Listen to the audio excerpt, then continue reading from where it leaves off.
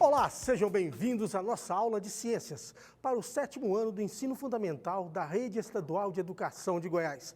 Lembrando que esse é o projeto Seduc em Ação, que tem programas diários com aulas para o ensino fundamental dos anos finais. Eu sou o professor Allan Kardec.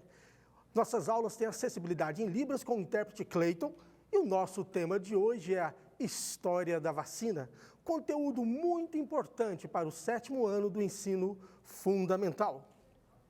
Vamos lá, sejam bem-vindos.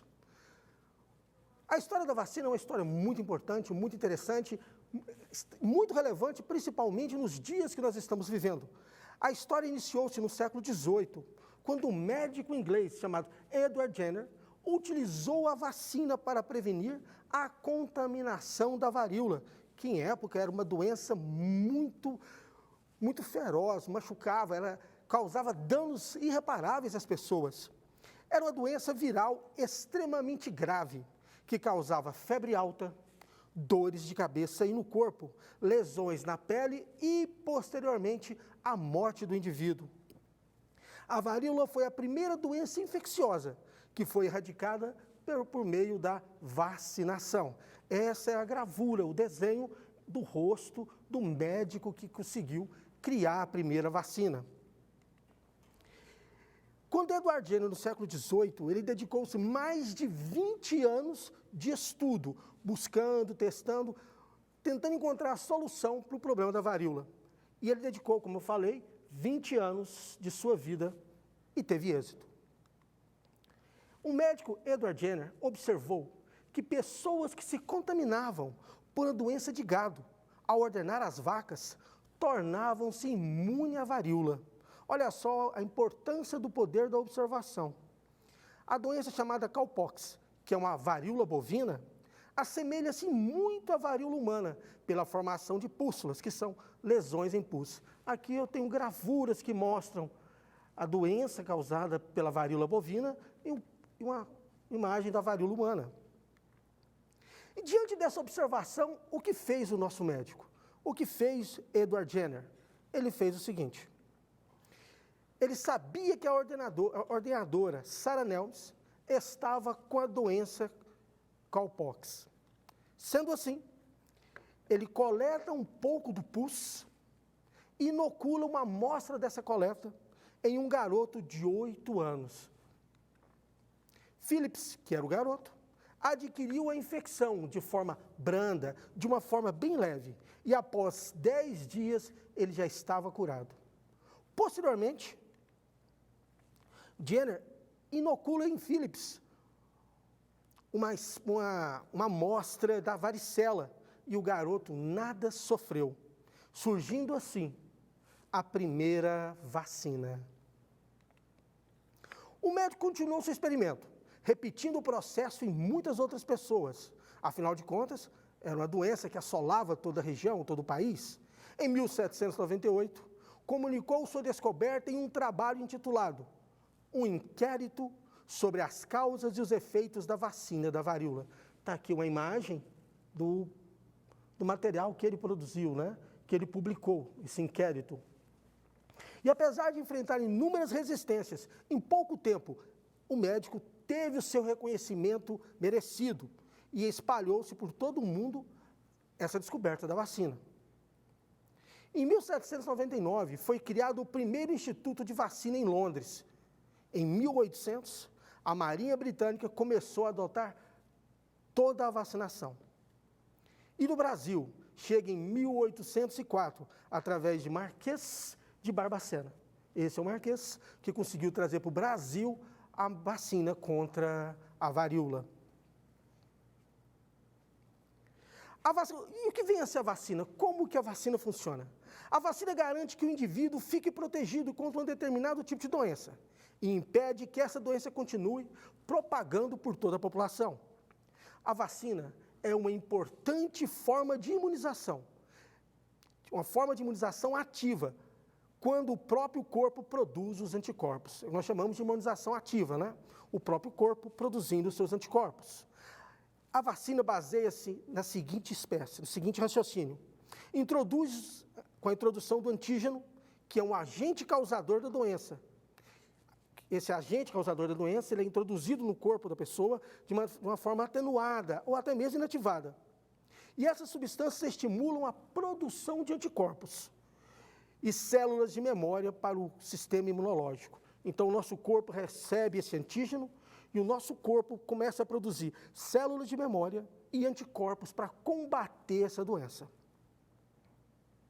A vacina é um importante meio, uma importante forma de prevenção das doenças, por causa da produção de anticorpos e células de memória. A vacina garante que quando o agente causador da doença infecte o corpo de uma pessoa, ela já está preparada, o corpo da pessoa já está preparada para responder de maneira rápida e eficiente, antes mesmo do surgimento de sintomas. Sendo assim, a vacina é uma importante forma de prevenção das doenças. Atualmente, pela vacina, podem ser prevenidas inúmeras doenças, entre elas a poliomielite, o tétano, a coqueluche, o sarampo, a rubéola, a febre amarela, a difteria e a hepatite B. E aqui eu trago algumas imagens. Aqui a poliomielite, sarampo e a febre amarela. Poderia ter o slide repleto, mas eu acho que não seria tão importante quanto você entender que vacina realmente é fundamental para a nossa vida. O Brasil foi palco de um evento muito importante, muito interessante, chamado de Revolta da Vacina. Isso aconteceu em 1904, no Rio de Janeiro. O Rio de Janeiro sofria por falta de saneamento básico. As ruas estavam lotadas de lixo. Consegue imaginar? 1904, Rio de Janeiro, um monte de lixo espalhado pelas ruas, sem saneamento básico, a água tratada e esgoto eram insuficientes. Isso era um cenário propício, pronto para poder eclodir vários tipos de pandemias, de doenças. Nesse contexto preocupante, o então presidente da República, Francisco de Paula Rodrigues Alves, deu início a diversas medidas para melhorar o saneamento e reurbanizar o Rio de Janeiro. Nesse contexto, para reduzir o número de doenças, o médico e sanitarista Oswaldo Cruz iniciou uma série de ações, como a remoção do lixo, tentativa de matar os mosquitos causadores da febre amarela e a varíola. Como que Oswaldo Cruz iria combater a epidemia de varíola? A varíola era outro problema, o qual o médico pretendia resolver com a chamada Lei da Vacina. Esta é uma imagem que está aqui nesse endereço, que mostra, que é chamado de Oswaldo Cruz contra as epidemias. É real, faz parte da nossa história. Vale a pena conhecer.